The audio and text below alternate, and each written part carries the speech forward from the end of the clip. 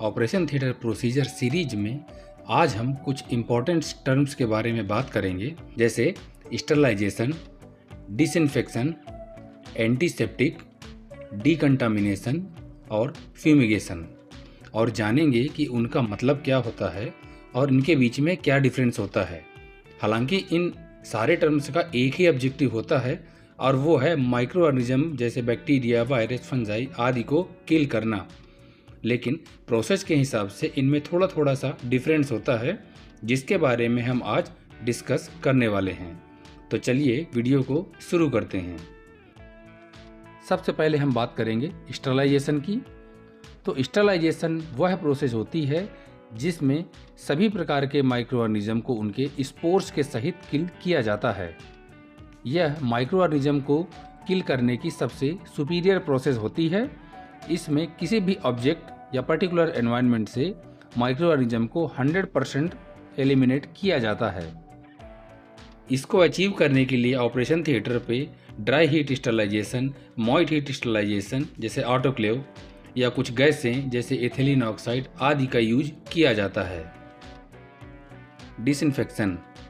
Disinfection वह process है जिसके द्वारा किसी सरफेस या ऑब्जेक्ट से माइक्रो ऑर्गेनिज्म को रिमूव या न्यूट्रलाइज्ड किया जाता है। इस प्रोसेस में कुछ माइक्रो ऑर्गेनिज्म को रिमूव और कुछ को इनएक्टिव किया जाता है, जिससे वह हमें नुकसान ना पहुंचा सकें। डिसइंफेक्शन के द्वारा सभी तरह के माइक्रो ऑर्गेनिज्म को किल नहीं किया जा सकता। यह प्रोसेस माइक्रो ऑर्गेनिज्म के स्पोर्स को भी किल नहीं कर पाती। डिसइंफेक्शन की प्रोसेस के लिए जो केमिकल सॉल्यूशन यूज किए जाते हैं उन्हें डिसइंफेक्टेंट कहा जाता है, जैसे alcohol, formaldehyde, glutaraldehyde, D125, sodium hypochloride इत्यादि। एंटीसेप्टिक वह केमिकल सॉल्यूशन होते हैं जिनको लिविंग सेल जैसे स्किन, वुंड आदि पर अप्लाई किया जाता है माइक्रो ऑर्गेनिज्म को रिमूव या इनएक्टिव करने के लिए। डिसइंफेक्शन के लिए जो सॉल्यूशन यूज किए जाते हैं वही सॉल्यूशन एंटीसेप्टिक के तौर पर भी यूज किए जा सकते हैं, लेकिन उनके कंसंट्रेशन में अंतर होता है। डिसइंफेक्शन और एंटीसेप्टिक दोनों का काम माइक्रो ऑर्गेनिज्म को रिमूव या न्यूट्रलाइज करना होता है।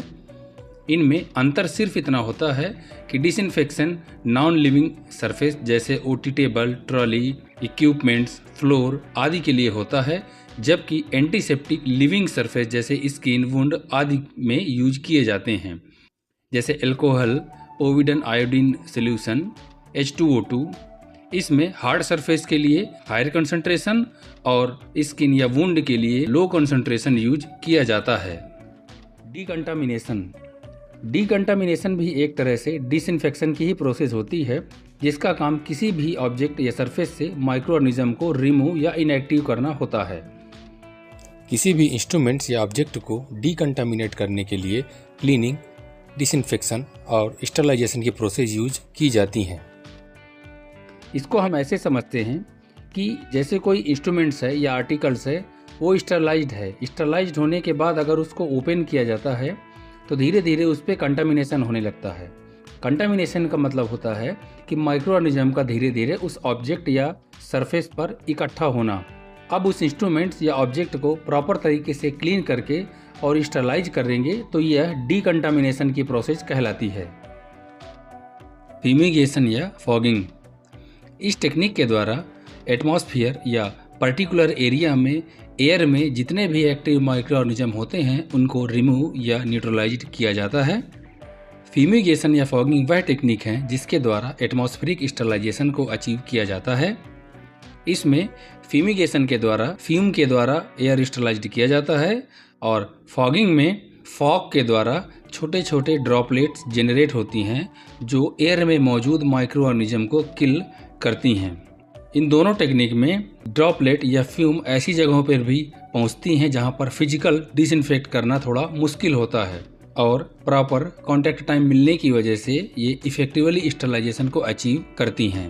फाइनली ये जितने भी प्रोसेस हैं सबका अल्टीमेटली काम माइक्रो ऑर्गेनिज्म को किल करना एवं उनकी ग्रोथ को रोकना होता है, बस अपने एप्लीकेशन और टारगेट एरिया, इस वजह से इनमें थोड़ा थोड़ा डिफरेंस होता है।